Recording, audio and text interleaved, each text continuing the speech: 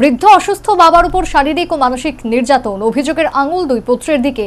অমানবিক এই ঘটনা আমতলী থানার অন্তর্গত কাঞ্চনমালা এসবি স্কুল সংলগ্ন এলাকায়। কত না আদর সোহাগে প্রত্যেক মাতা পিতা তাদের চোখের মনি সন্তানকে লালন পালন করেন। উদ্দেশ্য, সন্তানরা একদিন প্রকৃত মানুষ হবে, পরম্পরাগতভাবে ছোট ভাই বোনদের দেখভাল করবে, বৃদ্ধা অসহায় মাতা পিতার হাত ধরবে, মোট কথা হাল ধরবে পরিবার থেকে শুরু করে সমাজে।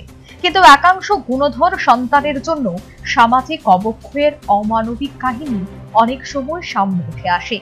আমতলী থানার অন্তর্গত কাঞ্চনমালা এসবি স্কুল সংলগ্ন এলাকায় রাজেন্দ্র বিশ্বাসকে গত 2 থেকে 3 মাস আগে ওনার ছোট ছেলে মন্টু বিশ্বাস মারধর করে এবং কোমর ভেঙে দেয়। তারপর থেকে রাজেন্দ্র বিশ্বাস বিছানায় শয্যাশায়ী হয়ে যান। এই অবস্থায় ওনার গুণধর ছেলে অসুস্থ রাজেন্দ্র বিশ্বাসকে ঘরে উলঙ্গ করে বেঁধে রাখে।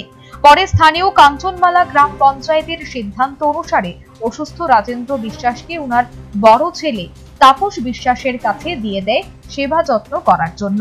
কিন্তু কথাই কি, মঙ্গলবার দুপুরে রাজেন্দ্র বিশ্বাসের বড় ছেলে তাপস বিশ্বাস তার অসুস্থ বাবাকে কাঞ্চনমালা এসবি স্কুল সংলগ্ন এলাকায় উলঙ্গ অবস্থায় বাড়িতে এনে ফেলে রেখে যায়।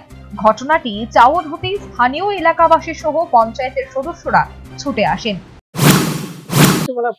রাজেন্দ্র বিশ্বাস তাইনে গত আজকে 3 মাস আগে তাইনের ছোট ছেলে, এর আগে ওই তাইনের ছোট ছেলে তাইনে মাইরা হাত ভাঙছে, কোমর টোমর ভাঙছে। ভাঙার পরে তারপরে তাইনে ওই তাইনের পুরানা ঘরের টিনের ঘরের ভিতরে খাড়ের পায়ার লগে কোমরে বান্ধা, গলার মধ্যে বান্ধা খায় উলঙ্গ অবস্থা খাড়ের পায়ার লগে বান্ধতে রাখছে।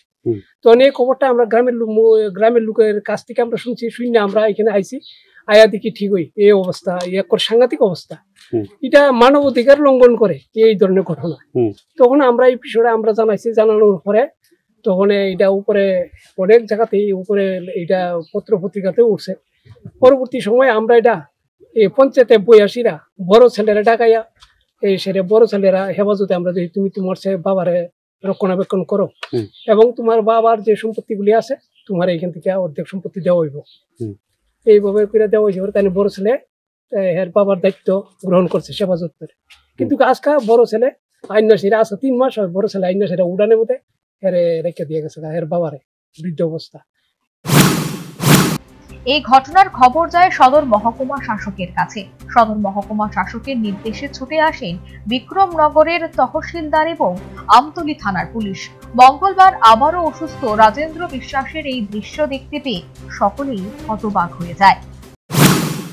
বিশ্বাস করতে পারি না, কারণ তারা তাইনের 2 ছেলের উপরে আমরা বিশ্বাস করতে পারি না। কারণ আমরা আগের মিটিংও আমরা তাইনের 2 ছেলে এবং তাইনের মেয়ের সবার এটা আমরা জিজ্ঞাসাবাদ করছি। তো বৃদ্ধ অবস্থা তোমার বাবার যত্ন করো, সেবা যত্ন সবাই মিলে করো, কেউ করতে রাজি না। যে ছেলের কাছে দিছিলেন ওই ছেলের নাম কি?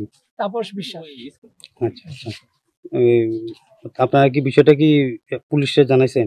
পুলিশে আমরা জানাইছি না, আমরা এই প্রশাসনের নজরে নিছি এবং আমরা চাইতেছি প্রশাসনের সাথে আলোচনা করিয়া এই লোকটারে আর এখানে রাখা যায় না, যাতে বৃদ্ধাশ্রমে তার একটা ব্যবস্থা করা যায়, তার জন্য আমরা একটা পদক্ষেপ নিতেছি আর কি। আর যারা মানে যে ছেলে এই ধরনের মানে ঘটনা করতেছে মানে ওর বিরুদ্ধে কি করবেন?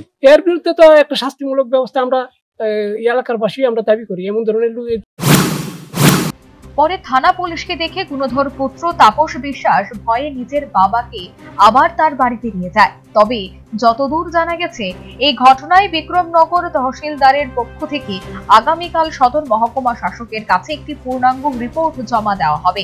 তারপরেই মহকুমা প্রশাসনের পক্ষ থেকে উপযুক্ত পদক্ষেপ গ্রহণ করা হবে। তবে এই ধরনের ঘটনায় গোটা এলাকায় মানুষের দাবি, সমাজের এই ধরনের ঘটনা কখনো মেনে নেওয়া যায় না। তাই রাজেন্দ্র বিশ্বাসের 2 ছেলে মন্টু বিশ্বাস এবং তাপস বিশ্বাসের দৃষ্টান্তমূলক শাস্তির দাবি জানিয়েছে।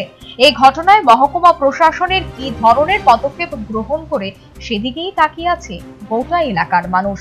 Bureau report, news vanguard.